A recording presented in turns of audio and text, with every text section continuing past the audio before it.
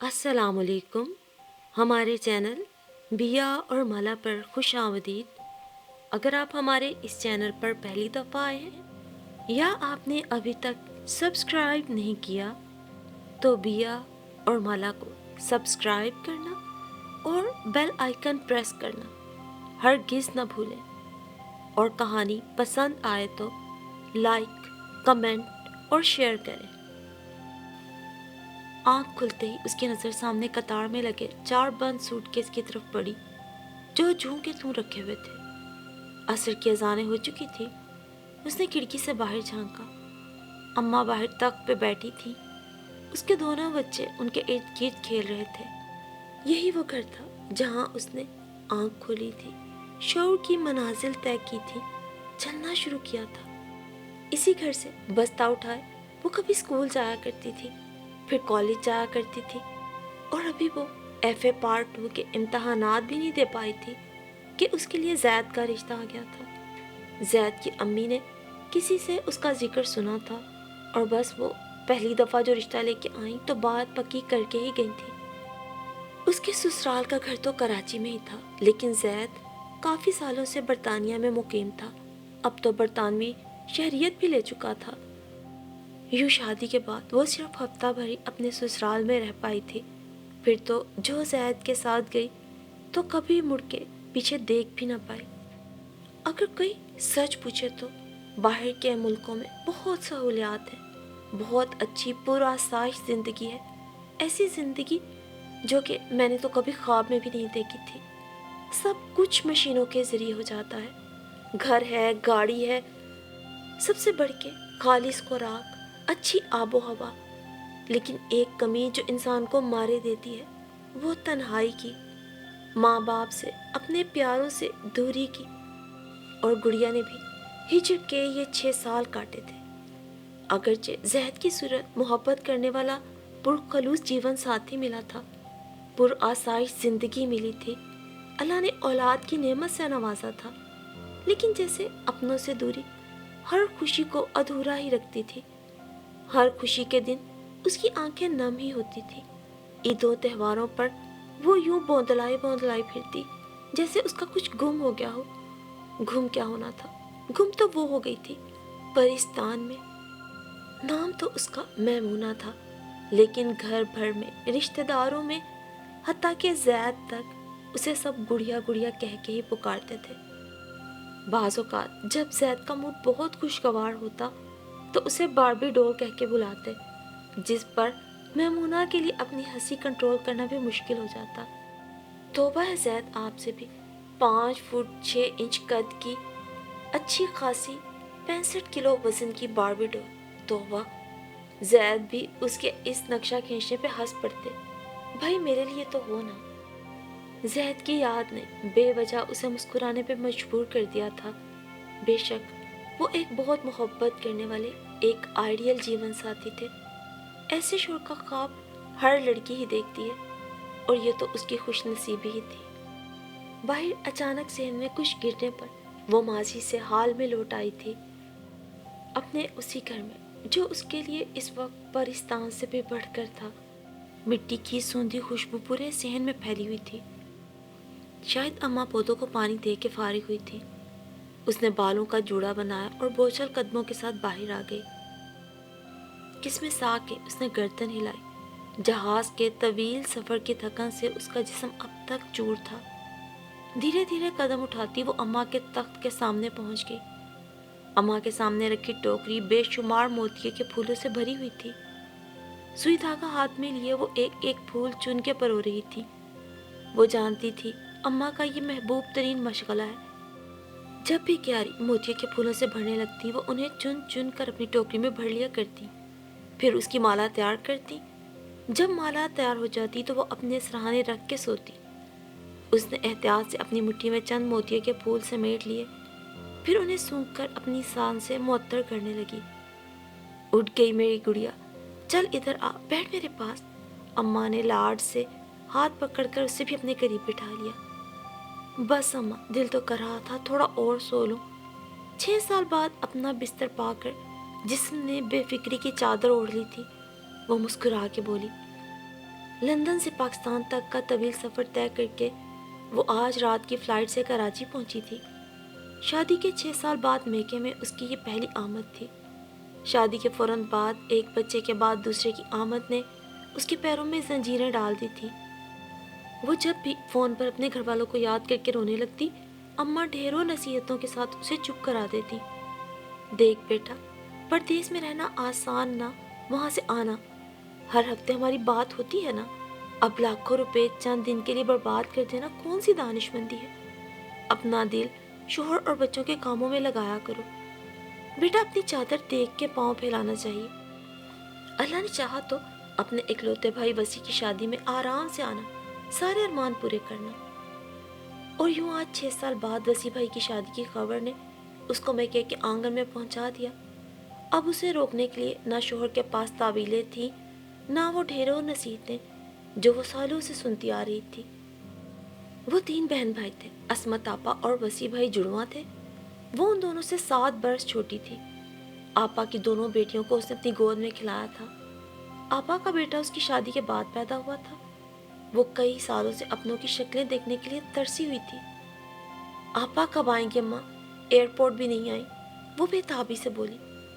گھر میں دونوں ہی تھی، ابا دکان سے رات کو لوٹتے تھے، وسیع بھائی دفتر سے 6 بجے کے بعد ہی گھر واپس آتے تھے۔ بس آنے والی ہوگی، کہہ رہی تھی، بچوں کو اسکول سے لا کر شام تک آئے گی۔ اس کے چھوٹے بیٹے زہیب کو رات سے بخار ہے، جب ہی رات ایئرپورٹ بھی نہ آ سکی۔ اب تو زہیب اسکول جاتا ہوگا نا؟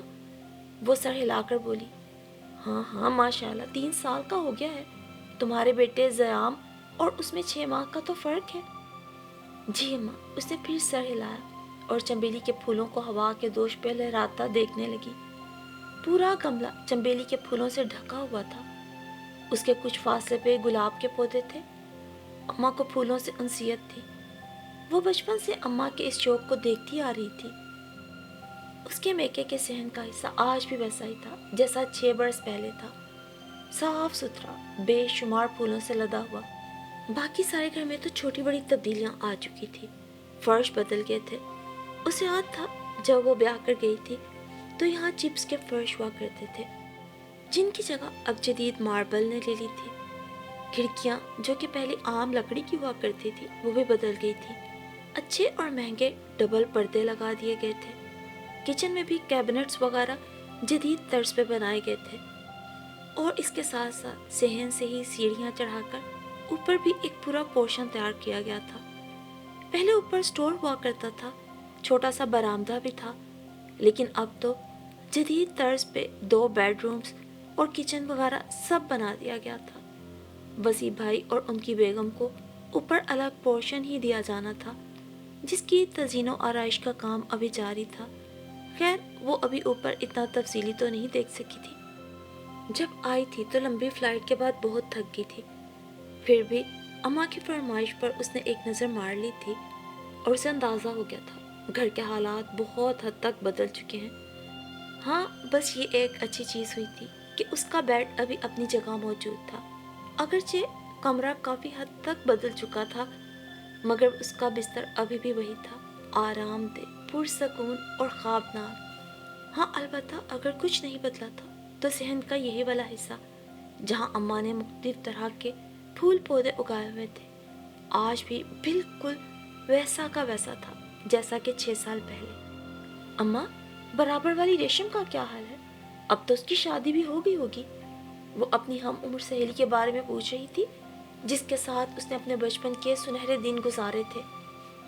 کہاں بیٹا، بیٹھی ابھی ماں کی دہلیز پہ، اماں موتی کے پھول سوئی میں پروتے ہوئے بولی۔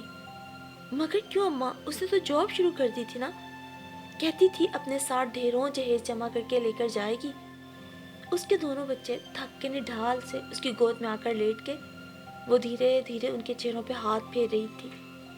بس اسی شرط نے تو ماں باپ کو آزمائش میں ڈال دیا۔ اکلوتی بیٹی کی خواہشوں کی لمبی فہرست ایک ریٹائر باپ کیسے پوری کرے؟ اب ایک اسکول کی ملازمت سے لاکھوں روپے کا جہیز وہ جوڑنے سے رہی۔ ریشم کے باپ کی نوکری سے گھر میں مشکل سے گزر اوقات تھی، اب تو اسے ریٹائر ہوئے بھی 5 برس بیت گئے۔ ماں شوگر کی مریض ہے، باپ دل کا مریض ہو گیا ہے، علاج پہ خرچ الگ ہوتا ہے، لیکن بیٹی کے مزاج ہی نہیں ملتے۔ جو رشتہ آتا ہے سنا ہے اس میں سواب نکال کے انکار کر دیتی ہے، اماں نے قوت سے بولی۔ اب اس کے دونوں بچے بے سدھ سو چکے تھے۔ وہ انہیں گود میں اٹھا کر کندھے پہ ڈال کر کمرے میں لٹا آئی، پھر دوبارہ تخت پہ اماں کے سامنے بیٹھ گئی، جو ایک مالا مکمل کر کے دھاگے کو گانٹھ لگا رہی تھی۔ پھر دھاگے کو نوک سے پکڑ کر اپنے آگے مالا لہرانے لگی۔ لو دیکھو، ایک مالا مکمل ہوگی، وہ خوش ہوتے ہوئے بولی۔ اللہ کرے ریشم کا نصیب بھی جاگ جائے۔ اسے اپنی سہیلی کا سن کے افسوس ہو رہا تھا۔ وہ محلے کی سب سے خوبصورت لڑکی تھی۔ محلے سے اس کے لیے 2-3 رشتے آئے بھی، لیکن اس کا انکار سن کر پھر کسی میں ہمت نہ ہوئی۔ وہ جانتی تھی اس کی دوست ریشم محلے میں ایک گھر سے نکل کر دوسرے گھر میں جانا ہی نہیں چاہتی تھی۔ وہ اپنے لیے ایک پر آسائش زندگی کا خواب دیکھتی تھی، اور عموماً ہی مڈل کلاس گھرانوں میں پیدا ہونے والی حسین لڑکیاں ایسے اونچے اونچے خواب دیکھا کرتی ہیں۔ نصیب تو اللہ نے جب چاہا کھول دے گا، بس اس کی عقل کھول دے۔ اللہ کسی کو اولاد کی آزمائش میں نہ ڈالے۔ وہ کہتے ہیں نا، اپنی چادر دیکھ کے پاؤں پھیلانا چاہیے۔ اماں نے اپنا مخصوص جملہ دہرایا۔ جی اماں، وہ سر ہلا کر اماں کی بات سے متفق ہوتے ہوئے بولی۔ اماں، آپا کی نند کیسی ہیں؟ وہ خود کتنی کیوٹ ہے، ان کے دونوں بیٹے بھی انہی کی طرح انگریز لگتے ہیں۔ میری شادی پہ دونوں اے لیولز کر کے فارغ ہوئے تھے۔ وہ آپا کی اکلوتی نند اور اپنی تازاد کزن کے بارے میں پوچھ رہی تھی۔ ہاں انگریز تھے، جب ہی دونوں بچوں کو انگریزوں کے دیش سدھار دیا، اب تو سنا ہے وہیں شادیاں بھی رچائی ہیں۔ بیچاری ماں سارا دن بھرے پورے گھر میں ڈالر گنتی رہتی ہے، اماں نے طنزیہ لہجے میں کہا۔ اچھا، وہ حیران ہوتے ہوئے بولی۔ رانی باجی کے دونوں بیٹے خاندان بھر میں خوبرو اور ماں کے فرما بردار مشہور تھے۔ وہ خود بھی ایک وفادار خاتون تھی۔ بیوہ ہونے کے بعد انہوں نے اپنی ملازمت سے دونوں بچوں کو پڑھایا لکھایا، بہتر اور اعلیٰ تعلیم دی۔ بیٹے بھی ماں کے ہر حکم کو ماننا اپنا فرض سمجھتے تھے۔ سب کچھ کیسے؟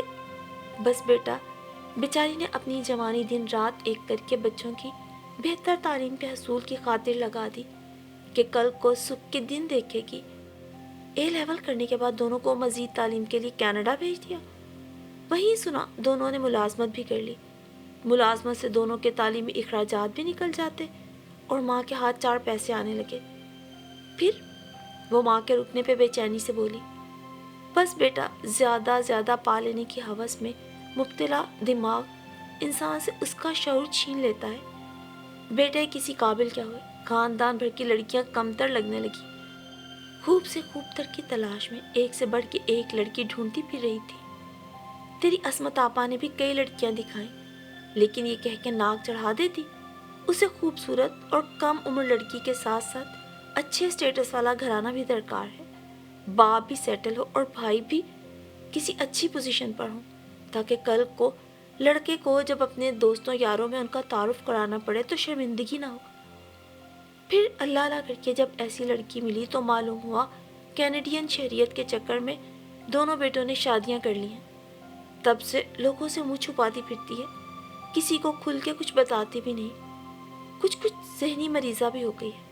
تنہائی اور غم، اماں غم زدہ لہجے میں بولی۔ سچ تو یہ تھا کہ رانی باجی خاندان کی خوبصورت ترین لڑکیوں میں شمار ہوتی تھی۔ کم عمری میں شادی بھی ہوئی اور بیوہ بھی ہو گئی۔ اس کے بعد اچھے سے اچھے رشتے آئے، لیکن انہوں نے یہ کہہ کے انکار کر دیا کہ وہ اپنے بیٹوں کو خود ہی پالیں گی، دوسری شادی نہیں کریں گی، اور بس بھی اپنی ضد پہ ایسی اڑی کہ طویل زندگی تنہا کاٹ دی۔ اور یہ سوچ کے گڑیا کا دل غم سے پھٹا جا رہا تھا کہ وہ آج بھی تنہا ہی تھی۔ کیا ملا انہیں اپنی زندگی بیٹوں کے نام وقف کر کے؟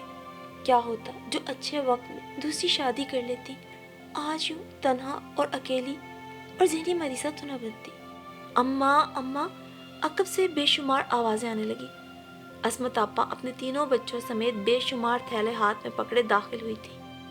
السلام علیکم آپا، بہت انتظار کروایا آپ نے۔ وہ خوشی سے جھومتے ہوئے ان سے لپٹ گئی۔ دونوں بہنوں کی آنکھیں ایک دوسرے کو دیکھ کے نم ہو گئیں۔ کیسی ہے میری گڑیا؟ ماشاءاللہ ماشاءاللہ، شادی کے بعد تو میری گڑیا اور بھی خوبصورت ہو گئی ہے۔ आपा उसका माथा बेतहाशा चूमते हुए उसके गुलनार चेहरे को देख रही थी, जो शादी के बाद और कुछ अच्छे वक्त के बाद मजीद भी निखर गया था। सेहत भी काबिल रश्क हो गई थी। लाइए आपा, ये मुझे दे दे। उसने आपा के हाथ से बड़े बड़े शोपर लेके तख्त पे रख दिए। बच्चे कहाँ हैं? आपा शोपर का मुंह खोलते हुए बोली। अभी सोए हैं। वो आपा के तीनों बच्चों को पिचकारते हुए बोली। असमत, दोनों जोड़े ले आई। अम्मा एक शोपर में झांकते हुए बोली। अम्मा, और उसी जोड़ा भी तैयार नहीं हुआ, कुछ काम बाकी है, कल परसों तक इंशाल्लाह मिल जाएगा। ये दूसरा तैयार था, ये ले आई हूँ, इसके साथ की मैचिंग ज्वेलरी भी ले लिए। ये कहकर आपा ने वलीमे का जोड़ा निकाला। लाइट ब्लू और पिंक कलर के इम्तजाज के साथ जरकून के नगों के नफीस काम से मुज़य्यन शरारा बेहद खूबसूरत लग रहा था। आपा, ये तो बहुत खूबसूरत लग रहा है। उसने आपा के ज़ोक को दाद दी। 1 लाख का भी तो है ना? 1 लाख? उसका मुंह खुले का खुला रह गया। गुड़िया, बुटीक के कपड़े इतने ही महंगे हुआ करते हैं, ये तो फिर सस्ता मिल गया। तुम्हें यहाँ से गए कई साल भी तो हो गए। इस दौरान मुल्क में बड़ी महंगाई हो गई है। आम से आम जोड़ा भी शादी का हो तो लाखों में चला गया है। मेरी दोस्त की बहन की बुटीक है तारिक रोड पे, और उसी जोड़े की, तभी तो इतना परफेक्ट और इतनी अच्छी कीमत में मिल गया है। आपा शरारे की तह एहतियात से लगाते हुए बोली। आपा, वसी भाई तो फजूल खर्ची के हक में नहीं होंगे, आपने उनसे पूछा? वो वसी भाई की कंजूस फितरत और कलील तनख्वाह दोनों से वाकिफ थी। गुड़िया को अपनी शादी की शॉपिंग याद आ गई, जिस पर अम्मा के साथ साथ वसी भाई ने भी बचत पर लंबी लंबी तकरीरें की थी। वो अपनी हर खरीदारी पे सब्र का घूंट भर लिया करती थी। अब्बा और भाई की तनख्वाह, घर के हालात, कई अखराजात उसके अरमानों के आगे दीवार बन के खड़े हो जाते थे। सस्ती से सस्ती ली जाने वाली चीज़ों पर उसका एक कमज़ोर एहतजाज सर उठाने लगता तो वसी भाई उसको सादगी पर 1 दर्जन हदीसें सुनाकर खामोश करवा दिया करते थे। वसी के कहने पे और उसकी ख्वाहिश पे ही तो सब हो रहा है। बड़ा ही फर्माबरदार बच्चा है मेरा। जहाँ हमने कहा वहीं शादी के लिए सर झुका दिया। वरना आजकल के लड़के तौबा तौबा अभी यूनिवर्सिटियों कॉलेजों में होते हैं, वहीं पे ही चक्कर चला लेते हैं। माँ बाप तो बस फॉर्मेलिटी पूरी करने के लिए होते हैं। लेकिन देखो हमारे बेटे को कैसा फर्माबरदार निकला। तभी तो उसका नसीब जाग गया, बड़े अच्छे घर में रिश्ता हो गया है। अमीर लोगों की बेटी है भाई, 4 भाइयों की इकलौती बहन, बाप बड़ा सरकारी अफसर है। अब क्या करें, हमारा अपना भी इकलौता जवान लड़का है, अपना कमाता है। उसके दिल में भी अपनी शादी को लेकर कई अरमान होंगे। अगर हम पूरे नहीं करेंगे तो कौन पूरे करेगा? बसी कह रहा था अपनी शादी का वलीमा धूमधाम से होटल में करेगा, वो भी बड़े अच्छे महंगे होटल में। भाई कह रहा था एक बंदे का खर्चा ही वहाँ 2000-2500 है। शादी के लिए हर चीज़ उसने अपनी पसंद से महंगी और नफीस ली है। भाई बहू जो है हमारी आने वाली, वो आम हल्की चीज़ें नहीं लेती, उसने बताया तुम्हारे भाई को। अब शादियाँ भी तो रोज़ रोज़ नहीं ना होती। एक ही बेटा है मेरा। तुम्हारे अब्बा ने 5 लाख कर्ज लिया है, कुछ कमेटी के पैसे हैं, मिल मिला के हो ही जाएगा। ये फ़र्ज़ भी अदा। बस दुआ करो बेटा, अल्लाह बेहतर वसीला बनाने वाला है। मैंने बेख्याली में अम्मा की तरफ देखा, जो अपनी रवानी में बोले जा रही थी और वसी भाई की शादी और रिश्ता होने का तमाम अहवाल भी बता रही थी। अम्मा की हर बात को उसने बहुत ध्यान से सुना था और वो सोच रही थी अम्मा भी कैसी ताकतवर है, जब जहाँ जिस जगह पे दिल चाहे बात को किसी भी रुख पे मोड़ सकती हैं, सब्र का यकीन का कोई भी नया बाब खोल सकती हैं। और वो सोच रही थी शायद ये भी माँओं की मजबूरी होती है। औलाद को देखते हुए वो अपने नज़रियात और ख्यालात तो बदलती ही हैं, लेकिन औलाद को भी नए सांचे में ढालने के लिए नए नज़रियात ईजाद कर ही लेती हैं। जैसे कि उसकी अम्मा ने बातों ही बातों में आज ज़िंदगी का एक बिल्कुल ही नया फ़लसफ़ा पेश कर दिया था। अम्मा भी उसे आज बदली बदली महसूस हुई थी। बरतानिया से तो वो होकर आई थी, लेकिन अम्मा की बातों और सोच में जो नयापन था, यूँ लगता था जैसे इन 6 सालों में तन्हा रह के अम्मा ने भी वक्त और हालात से बहुत से नए असबाक सीख लिए हैं। ہاں سچ ہے، ہم سب ہر روز اپنی زندگی میں کچھ نہ کچھ نیا ضرور سیکھتے ہیں۔ اماں بہت کچھ کہہ گئی تھی، لیکن بس اپنا ایک جملہ کہنا بھول گئی تھی، وہ یہ کہ انسان کو اپنی چادر دیکھ کے پاؤں پھیلانا چاہیے۔